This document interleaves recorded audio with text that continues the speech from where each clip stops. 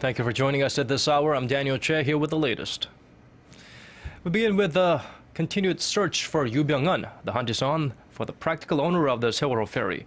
And earlier this Sunday, the chairman of one of the affiliates that Yoo used to own offered what looked like a new lead. Our Connie Kim starts us off. The chairman of an affiliate of Sewol Group, which controls Cheongjin Marine Company, seemed to confirm that the practical owner of the Sewol-ho ferry is hiding at the headquarters of a religious sect his family leads in Kumsuwon, Gyeonggi-do Province, south of Seoul, but then he changed his mind. Hemato-Centric Life chairman Lee Jae-ok said in a press briefing inside the compound on Sunday that Yoo might come outside if his name were called. Yoo has taken pictures from that window over the past 4 years. He might come outside if I shouted his name. But as the press continued to ask about Yoo's whereabouts, Lee reversed himself, saying he doesn't know where Yoo is. The last time I saw him was about a week after the Sewol-ho ferry accident. The briefing was held in a yard inside the compound where Yoo has taken photos. The religious sect opened some of the facilities to the press on Sunday and asked that everything happening inside be made public. Now, Yoo is believed to be in hiding after he failed to appear for questioning last Friday. Recent reports that Yoo was trying to escape the compound in the car of a believer have prompted police to strengthen its surveillance of cars coming in and out of the facility. The 73-year-old is suspected of tax evasion and embezzlement of millions of dollars from company affiliates owned by him and members of his family. Yoo has until Tuesday to show up for a court hearing. Now, if he fails to appear, prosecutors are likely to issue an arrest warrant for Yoo on Thursday. Arrest warrants for Yoo's second son and eldest daughter, both of whom are abroad, have been issued after the two failed to appear for questioning. More than a month after the Sewol-ho ferry sunk off the southwestern coast of Korea, another body was pulled from the waters Sunday morning, raising the death toll from the disaster to 286. Connie Kim, ARIRANG News. President Park Geunhye will address the nation Monday to apologize for the government's failure to prevent the recent ferry disaster after 33 days have passed since the tragic incident.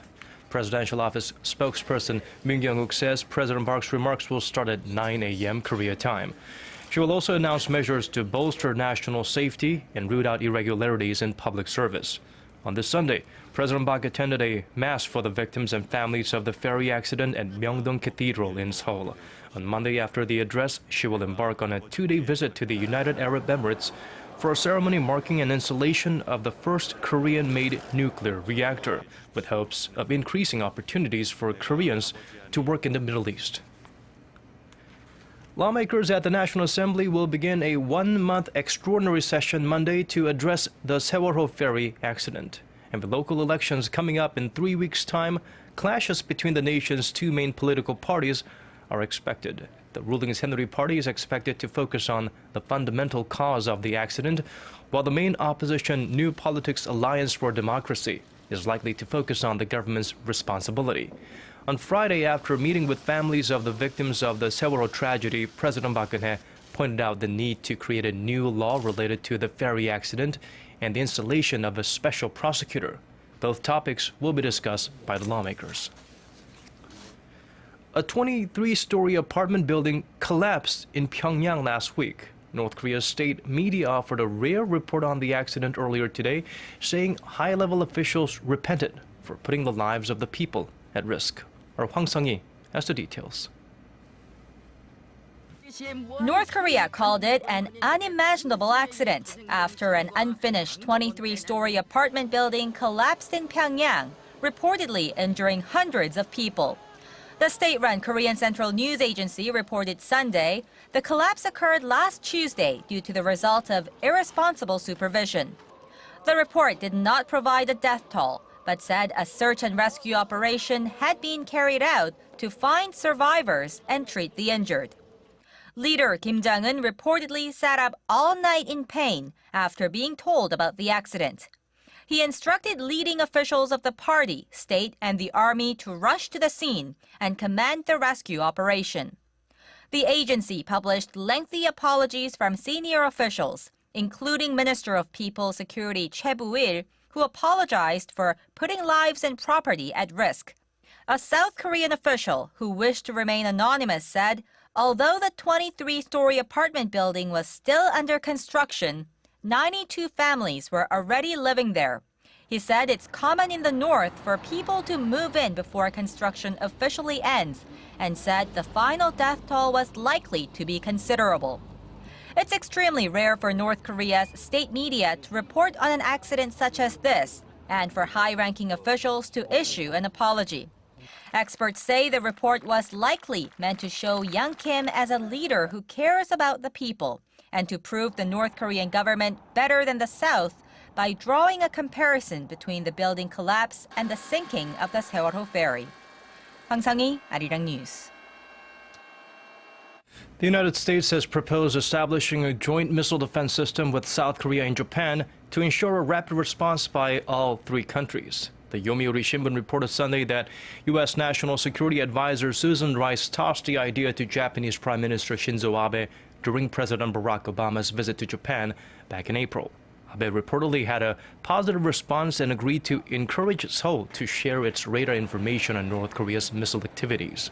The Japanese daily characterized the plan as a sound concept, with the South's proximity to North Korea and Japan's advanced missile defense system working together in response to threats from Pyongyang. The Daily also pointed out that the existing tension between Seoul and Tokyo is the main stumbling block to the plan. As more people in Korea adopt Western eating habits, the waistlines of the population is slowly expanding. There is no groundbreaking solution to obesity other than eating right and exercising regularly. But a group of local scientists has uncovered a medical reason for obesity that could change the way doctors treat it. Our Son Jung-in has more. Obesity, which greatly raises the risk of other health problems, affects over 21% of the world population. Overeating and a lack of exercise are the main causes, but local researchers say they've uncovered another factor. A joint group of experts from Asan Medical Center and Gachon University of Medicine and Science discovered that psyllium, a hair-like structure on brain nerve cells, holds the key to treating obesity. They found that cilia, which act as antennae for the cells, fail to perceive the messages the body sends when their lengths are reduced. So when the stomach is full, the brain does not receive the message to stop eating. When neuronal cilia lengths were selectively reduced, the food intake of a mouse surged by 30%, while its energy consumption fell by more than 20%. This phenomenon of inverse proportion between cilia length and obesity was seen in every mouse tested. Cilia in normal mice measured an average of 5.5 micrometers long, while those in obese mice measured 3.3 micrometers. The team also discovered that once obesity began to set in, cilia became subsequently short. Therefore, experts anticipate they could find a medical treatment to curing obesity once they find a way to grow the length of cilia. We can now focus on ways to develop a medication that helps cilia and nerve cells maintain their length. We hope this will eventually help prevent and cure obesity. The findings were featured in the world-renowned scientific journals, the Journal of Clinical Investigation, and in Nature Reviews. Son Jung-in, ARIRANG News. Former Japanese Prime Minister Tomiichi Murayama has criticized current Prime Minister Shinzo Abe for seeking to change the constitution so that Japan can exercise its right to collective self-defense, calling it trickery. In an interview with the Japanese daily Asahi Shimbun on Sunday, Murayama said it is deceptive for the government to say it cannot protect its own citizens if it doesn't lift the ban on collective self-defense. The former prime minister added that the cabinet has no right to change the interpretation of the constitution, saying the document would have no meaning if it were to change with each new administration. As prime minister, Murayama issued an apology for Japan's colonization of Korea and its wartime atrocities. Vietnam smothered a wave of anti-China protests on Sunday with a massive security clampdown as Beijing said it would temporarily suspend its bilateral exchanges with Vietnam. China's foreign ministry said Sunday the violence in Vietnam resulting in Chinese casualties and property losses had seriously damaged the conditions for bilateral cooperation between the two. The Chinese ministry said it has issued a travel ban to Vietnam for its citizens.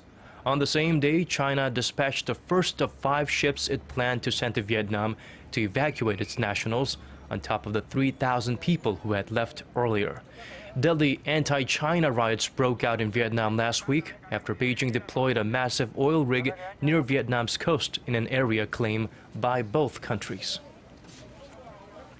Fierce clashes broke out in Benghazi, Libya between armed groups loyal to a rogue ex-general and Islamist militias. The country's health ministry says at least 79 people have been killed and 141 wounded since retired General Khalifa Haftar began the attack on Friday.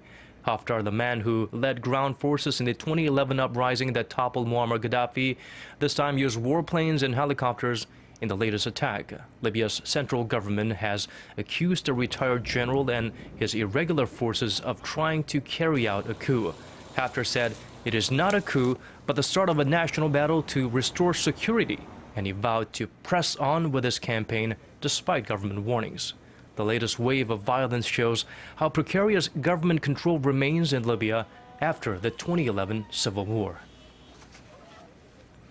Shifting our focus to weather, it was a great weekend for Koreans with sunny skies and mild evenings, and it looks like the pleasant conditions will continue on Monday, with the mercury getting just above 27. Now let's take a look at the weather conditions around the globe.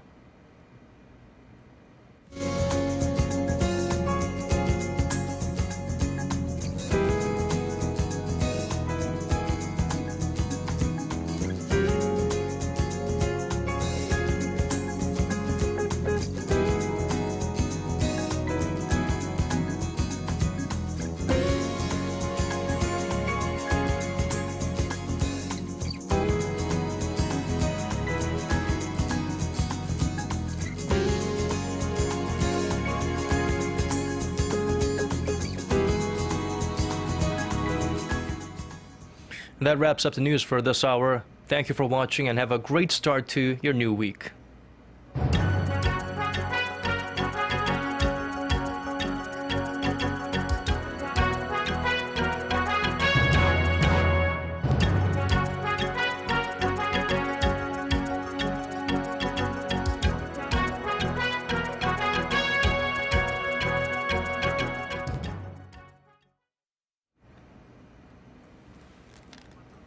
Yeah.